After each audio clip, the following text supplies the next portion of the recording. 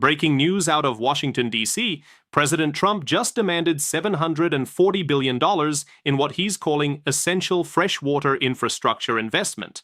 And the response from Bank of England Governor Mark Carney has sent shockwaves through global financial markets. We're talking about a price tag that exceeds the entire GDP of Switzerland, and American families are about to feel the impact in their water bills, their grocery costs, and their monthly budgets in ways most people haven't even begun to understand. In the next 8 minutes, I'm going to break down exactly who's paying for this massive infrastructure overhaul, how this ties into Trump's broader trade war strategy with Canada, and why financial experts are warning this could trigger the most significant disruption to North American water security since the Colorado River Compact of 1922.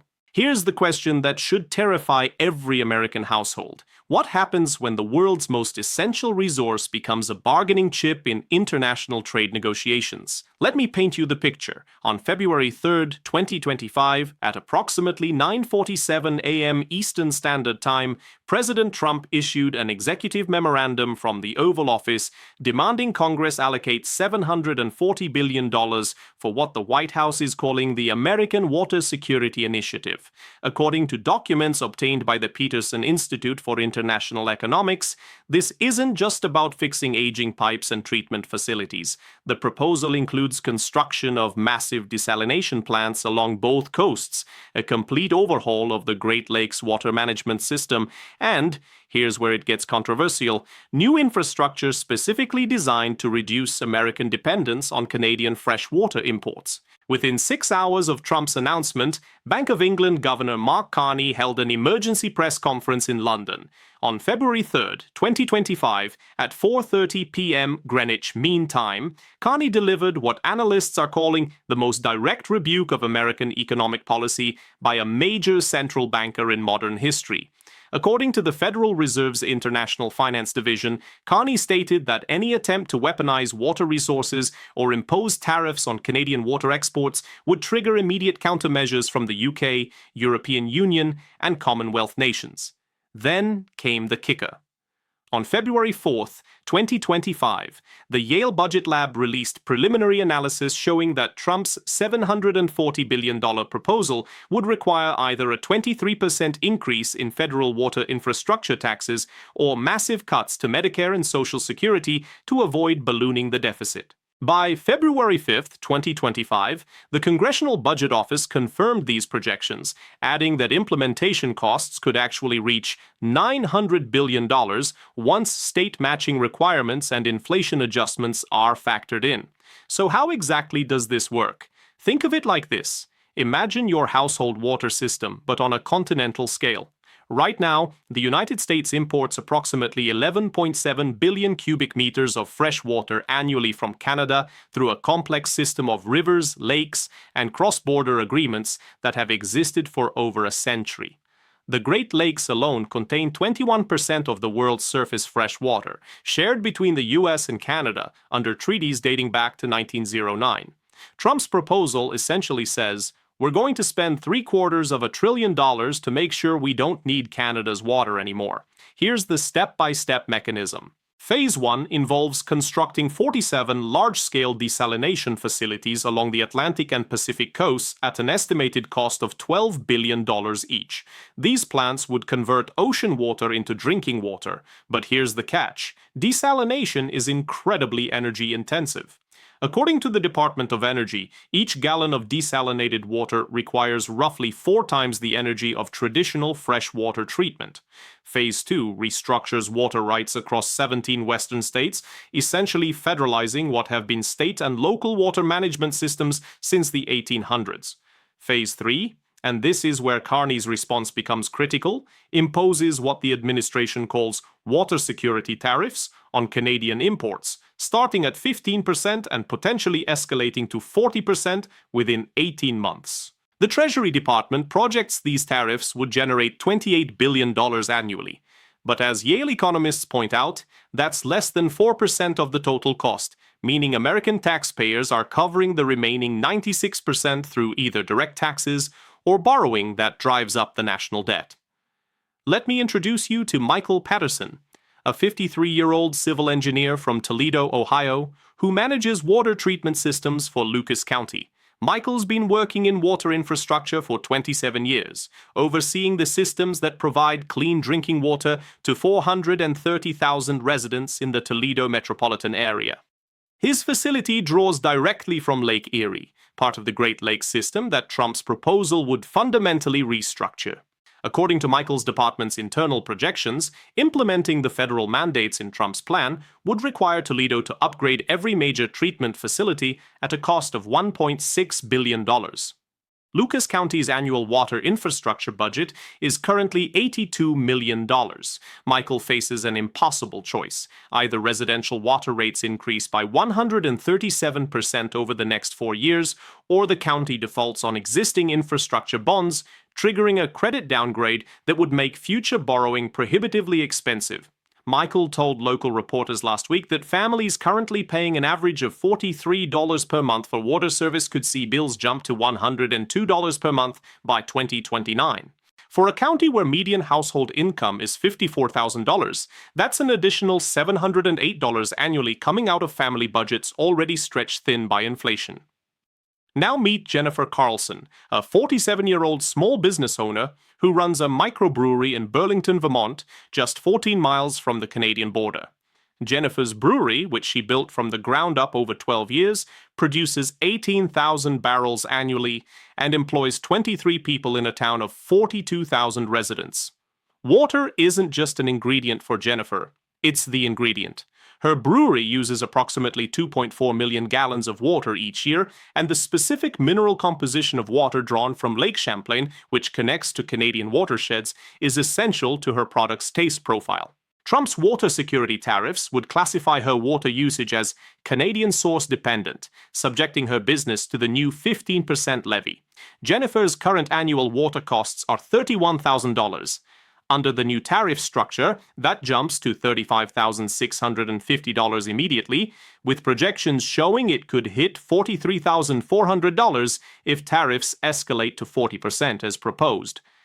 Jennifer's brewery operates on profit margins of roughly 8%, standard for craft brewing. The additional $12,400 in annual costs represents nearly 4% of her current revenue. She's facing a devastating choice: raise beer prices by roughly 11% and risk losing customers to non-water-intensive competitors, cut staff to absorb costs, or shut down operations entirely.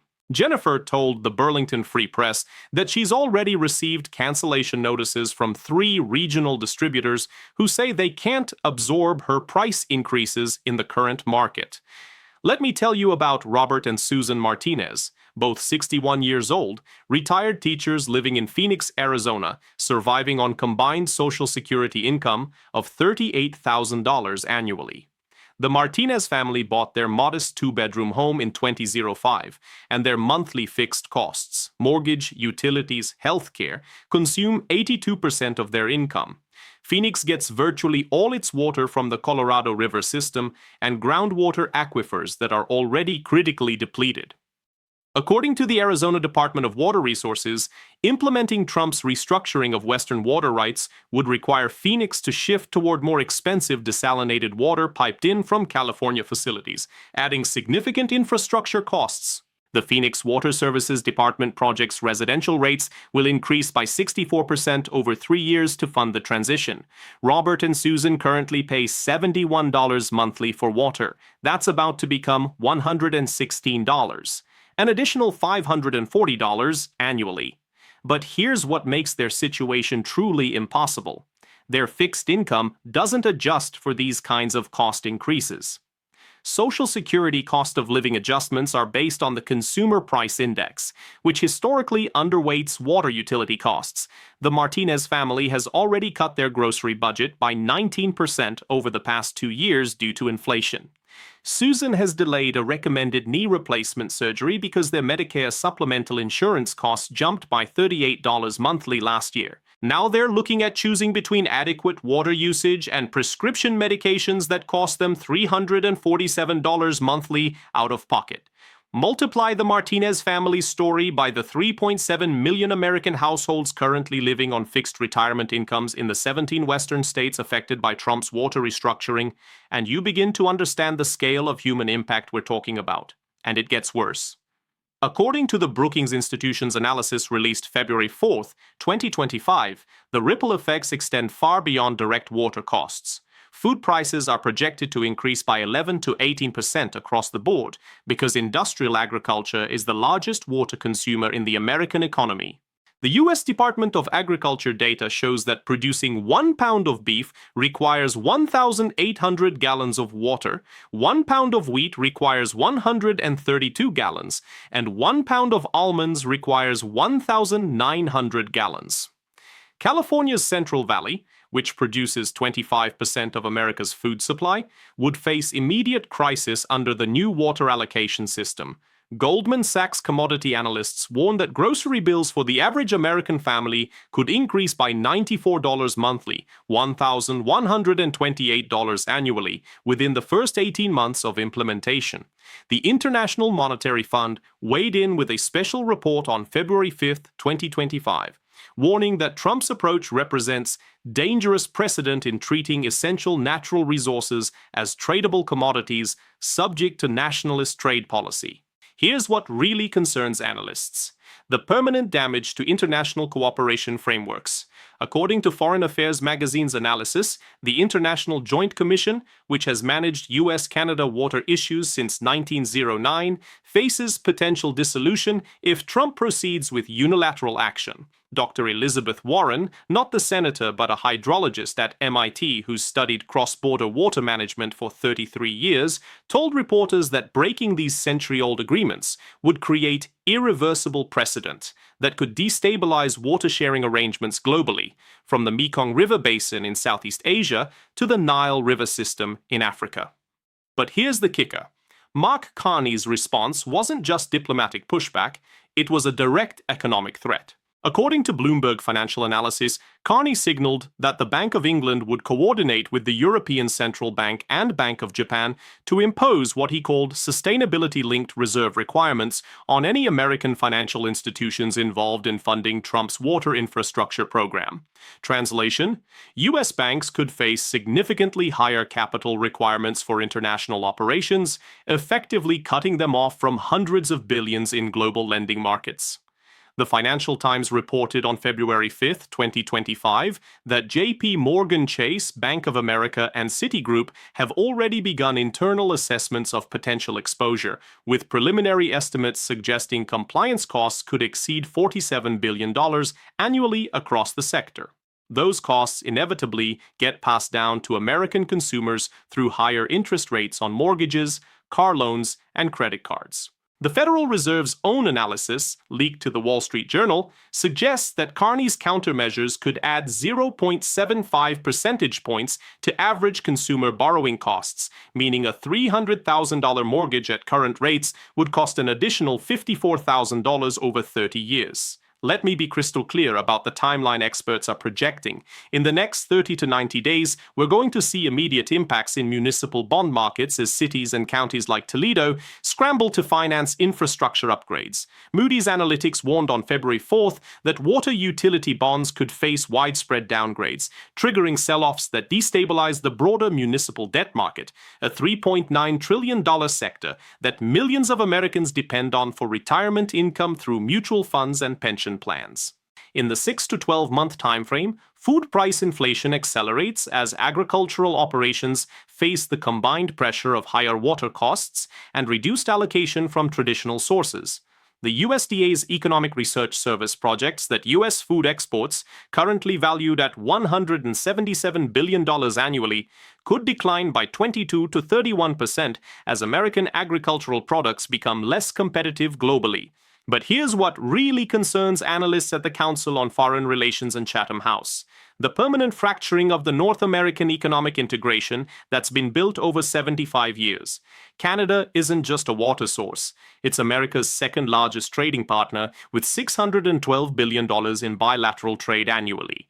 Former U.S. Trade Representative Michael Froman stated in a Washington Post op-ed that Trump's water gambit could trigger Canadian retaliation across energy, minerals, and manufacturing sectors, potentially costing the U.S. economy up to $2.4 trillion over the next decade.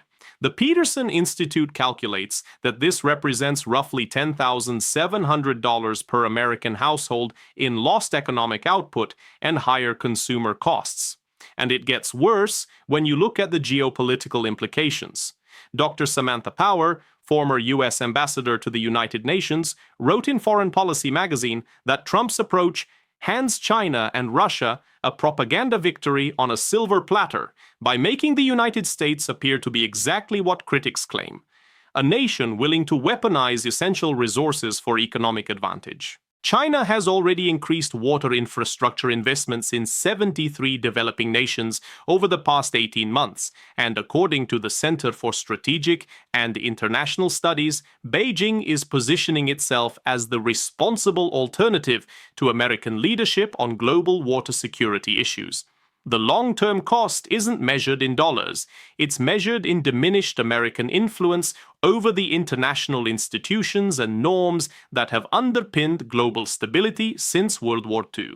Let's recap the 3 critical points you need to understand. First, who actually pays for Trump's $740 billion water security plan? American families pay through dramatically higher water bills, like the Martinez family in Phoenix facing an extra $540 annually, small business owners like Jennifer Carlson in Vermont watching their operating costs spike by 40%, and middle-class workers like Michael Patterson in Toledo forced to implement rate increases that hit the poorest residents hardest.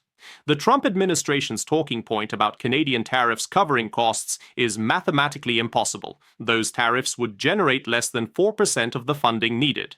Second, the scale of economic disruption extends far beyond water bills. We're talking about 11 to 18% food price increases affecting every American household, $1,128 in additional annual grocery costs for average families, $47 billion in new compliance costs for American banks that translate into higher interest rates on every loan and mortgage, and potential loss of $2.4 trillion in economic output over the next decade from damaged trade relationships. Third, the permanent consequences reshape America's role in the world. Breaking century-old water management agreements with Canada sets precedent that undermines U.S. credibility on every other international agreement, from climate accords to trade deals to security alliances. It hands geopolitical rivals a massive propaganda victory and potentially costs American influence that can never be recovered. If you found this analysis valuable, hit that subscribe button and turn on notifications because these economic and geopolitical developments are unfolding rapidly, and I'll be breaking down every major development as it happens. Share this video with anyone who's concerned about rising costs and America's direction on the world stage. The mainstream media isn't connecting these dots. They're giving you sound bites, not analysis. Here's what keeps me up at night. We're watching political leadership treat the most essential resource for human survival as just another bargaining chip in trade negotiations. Water isn't oil. It's not gold. It's not even about money, ultimately. It's about whether we're going to maintain the international cooperation frameworks that have prevented water wars for over a century, or whether we're going to tear down those systems in pursuit of short-term nationalist political gains. The families I've told you about today, Michael in Toledo, Jennifer in Burlington, Robert and Susan in Phoenix, they're not abstract statistics. They're real people facing impossible choices because of decisions being made in Washington and London by people who will never miss a mortgage payment or choose between water and medication. And that's the story that matters here, not the $740 billion headline, not even Mark Carney's response. It's the accumulated impact on millions of ordinary people who are about to pay the price for turning cooperation into confrontation.